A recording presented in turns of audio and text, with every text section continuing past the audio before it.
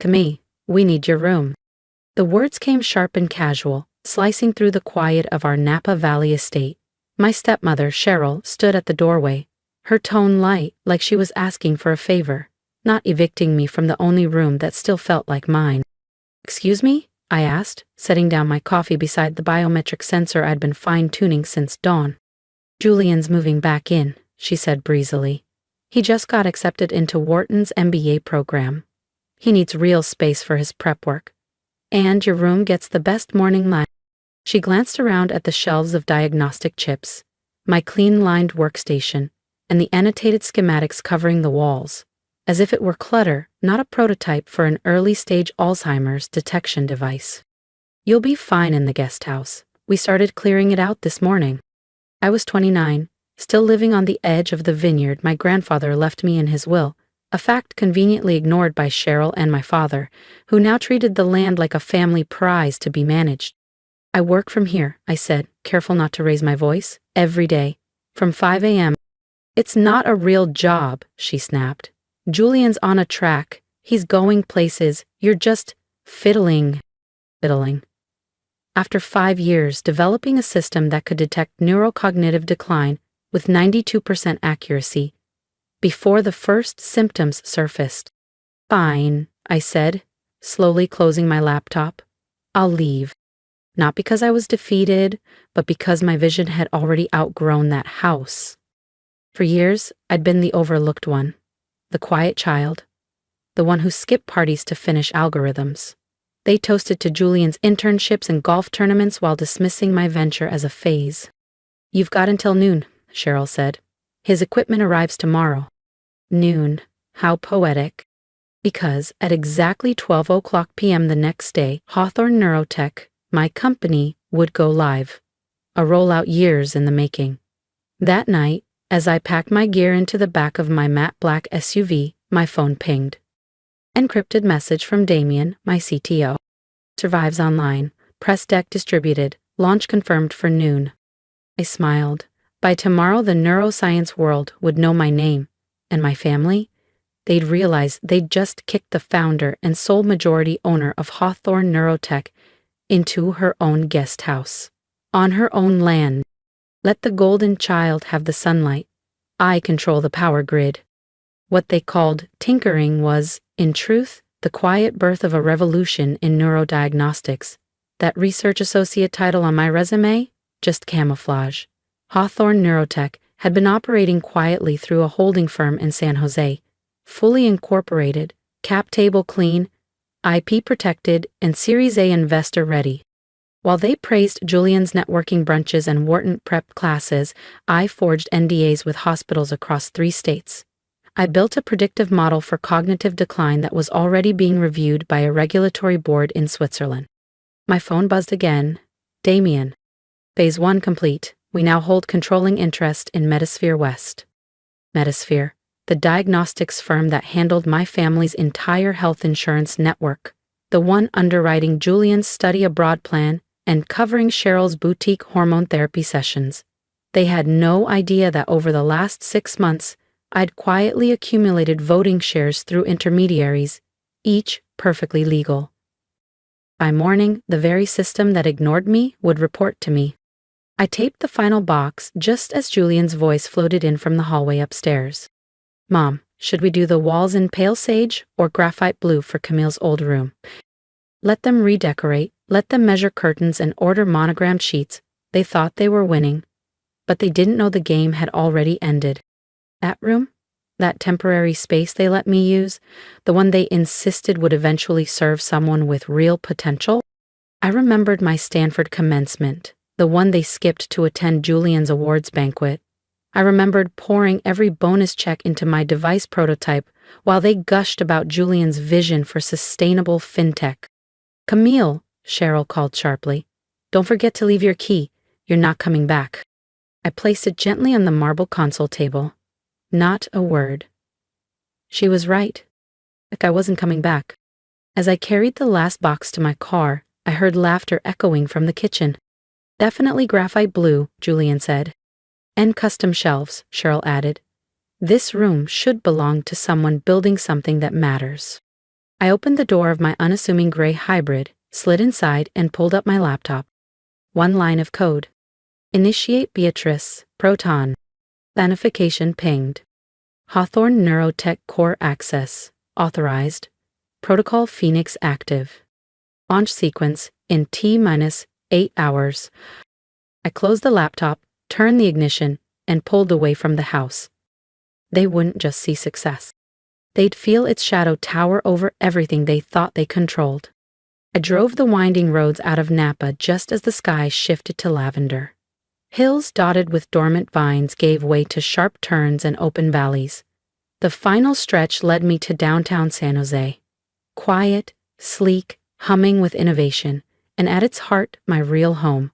The top-floor penthouse of the Arclight residences, overlooking the glint of the Guadalupe River.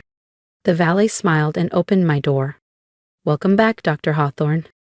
The concierge nodded as I passed. The elevator rose without pause, straight to the 32nd floor. Up here, I wasn't just Camille. I was Dr. Camille Hawthorne, founder and CEO of Hawthorne Neurotech. My name was whispered in venture circles and biotech panels alike. My living room opened into a glass-walled office, where screens glowed with neural activity maps and real-time analytics. In the center, a large display pulsed gently. Metasphere West Systems integrity, 93.8%. Sync in progress. We were close, not just to launching our cognitive diagnostic protocol, but to something bigger. The Clairvoyant system, my flagship platform, could detect neurodegenerative patterns with uncanny precision, but it also tracked anomalies in medical billing, research funding, and clinical trial data.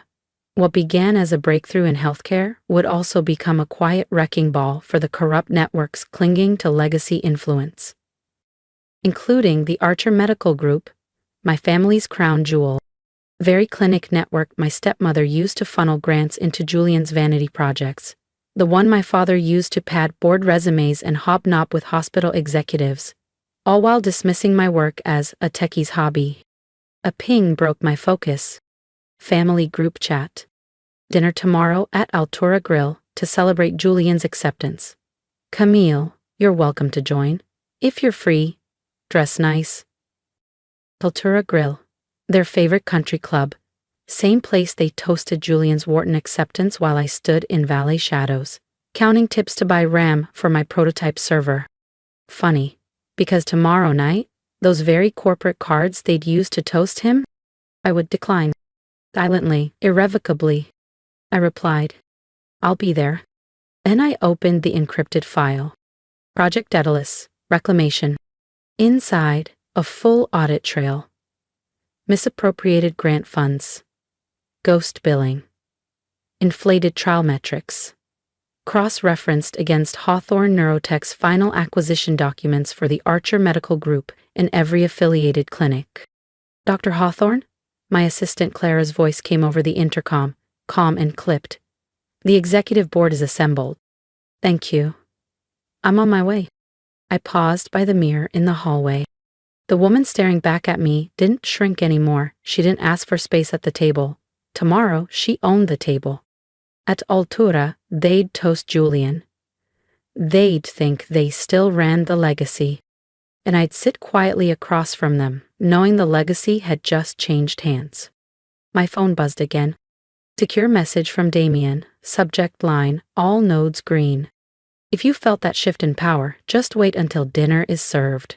Subscribe now, and don't miss what happens when Camille finally takes her seat at the table. Phoenix Protocol, fully deployed. All systems green, Metasphere acquisition, finalized, ownership, confirmed. I slipped my phone into a matte leather clutch and stepped through the black glass entryway of Altura Grill, the country club my family treated like hallowed ground. Soft jazz played from overhead, and polished walnut walls framed curated artwork meant to impress people with last names on donor plaques. Behind the host's stand stood Marcus, the maitre d'. He looked up immediately, not at the Camille they used to wave past, but at Dr. Hawthorne, the majority stakeholder of the very real estate beneath their champagne flutes. "Your usual table, Dr. Hawthorne?" he asked, with a knowing smile. "Not tonight," I said, eyes shifting toward the large booth in the back where my family sat. I'm with them. At the table, Julian was mid-sentence, gesturing with practiced charm. The new units on the 18th floor, floor-to-ceiling windows, dedicated admin staff, the whole 9 yards. My stepmother Cheryl laughed lightly, her hand resting on Julian's wrist. My father, glass in hand, nodded along, pleased. They didn't notice me until I pulled out the edge chair. Camille? Cheryl blinked. Oh, you came. We already ordered, she added, as if that mattered. I had a few things to wrap up, I said, folding my napkin slowly. Just business. Julian raised a brow. Still calling it that? Dad finally looked up, calculating.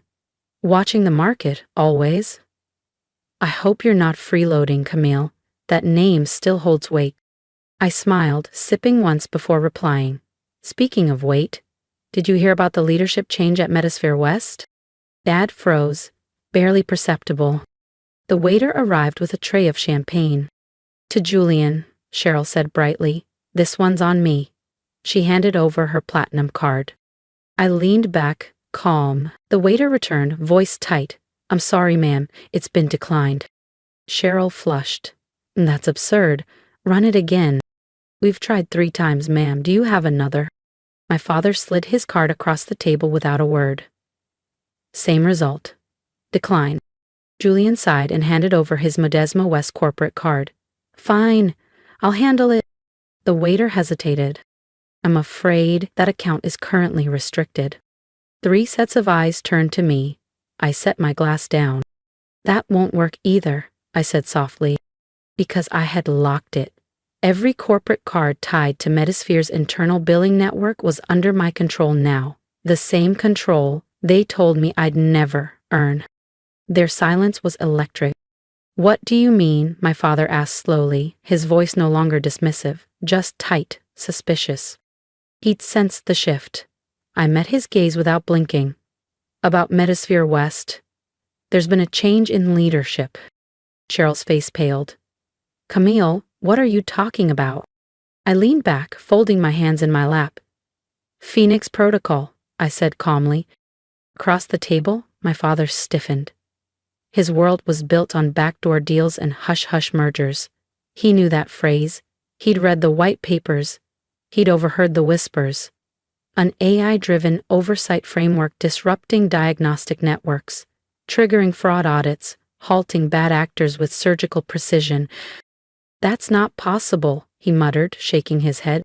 Hawthorne Neurotech, I confirmed softly. The firm that finalized acquisition of Metasphere West at midnight. Julian blinked. What does that have to do with our cards? System protocol, I said. Flagged for irregular billing, ghost grants, and unregistered compensation structures. Specifically linked to family-owned clinics, so all associated accounts have been frozen, pending investigation. His jaw clenched. How do you know this? My father asked, his voice dangerously quiet. I gave him a smile that held years of swallowed slights. Because I built the system, I said evenly. Because I am Hawthorne Neurotech. The table fell utterly silent. Even Julian's usual stream of accomplishments, his assistant, his 18th floor view, his strategic vision, vanished mid-thought. That's insane, he scoffed after a beat. You work for some research group, right? In what? San Jose? Agree with me. A convenient cover, I replied. Hawthorne Neurotech is structured across 6 shell entities, 3 holding companies and 2 foundations. That lab is just one access point. I set my champagne down gently. We now employ over 3,200 staff in 14 countries. We control the back end for your medical insurance, Julian, your hospital's HR and grant systems, even your clinical research funding. Cheryl's hands tightened around her linen napkin. But you're just what? I cut in, voice cool but sharp. Just the daughter you told to move out? The one whose Stanford graduation you skipped? The one who didn't look like success? I reached into my clutch and slid a matte black card across the table. The Hawthorne Neurotech core emblem shimmered in the candlelight. The champagne's on me, I said. Actually, Every meal you've had at Altura Grill for the past 4 years? Also on me. I looked up at the waiter. My company acquired this property in 2021. He nodded deeply. Of course, Dr. Hawthorne. My father blinked. Hawthorne. You're that Camille Hawthorne? I gave a single nod. The same Camille Hawthorne whose IP filing you tried to intercept through Metasphere West's legal department last March. His mouth opened, but no sound came. You probably didn't notice, I added, too busy rehearsing Julian's awards speech to read your own board memos. Julian's face drained of color. Cheryl finally stopped pretending to smile. And I? I lifted my glass. They were just beginning to understand. Oh, and Julian, I added, turning slightly, that AI diagnostics upgrade your hospital's been bragging about, powered by Hawthorne Neurotech, so unless compliance freezes your funding first, you'll still be using my tech. I paused, letting the silence do the work. If you've been watching this unfold, you've only seen the beginning of their unraveling. Subscribe now, because next, they'll learn what it means when the girl they ignored becomes the architect of their reckoning. I turned to Cheryl, voice cool but level. Protocol Phoenix also flagged inconsistencies in your trial reporting, Julian. If I were you, I'd reconsider that director promotion, fast. Cheryl's hands were trembling, napkin twisted between her fingers. Camille, she said softly, almost a whisper. Sweetheart, can we talk about this? We're still family. Bam. I rose slowly, deliberate. My eyes met each of theirs. My father, face flushed with fury. Cheryl, pale and shaken. Julian, motionless, hollow-eyed. Family? I echoed. Family doesn't banish you to the guest house because you don't fit their picture-perfect storyline. Family doesn't miss your commencement speech to celebrate someone's third-round internship interview. And family, I added, voice sharpening, doesn't call your career a phase while they fund a house of lies. I picked up my handbag. Deep forest green, crocodile leather, minimalist, refined. It costs more than the Audi my father used to flaunt at holiday parties. Your accounts will remain frozen until our internal audit concludes, I said, tone flat. Based on what Protocol Phoenix has already flagged, you can expect a call from the Office of Inspector General before Friday. You can't do this, my father growled. I met his gaze, unwavering. I already did. Then I turned slightly, eyes landing on Julian. And Julian, I tilted my head. If you're looking for a quieter space to revise your resume, I hear the guest house gets excellent sunlight this time of year. I walked out, never looked back. Behind me, gasps, shaken voices, a legacy cracking. In my hand, a buzz from Damien. Protocol Phoenix, historic traction. Hawthorne Neurotech stock up 320% since market open. A smile touched my lips. That guest house they exiled me to, it's where I wrote the first lines of code for what would become Hawthorne Neurotech, where I envisioned a platform to challenge every gatekeeping system that ever called me less than. Over the next month, their empire collapsed. Investigators uncovered fraudulent stipends, double-billed diagnostics, and falsified research under Archer Medical Group. Julian's role was quietly eliminated during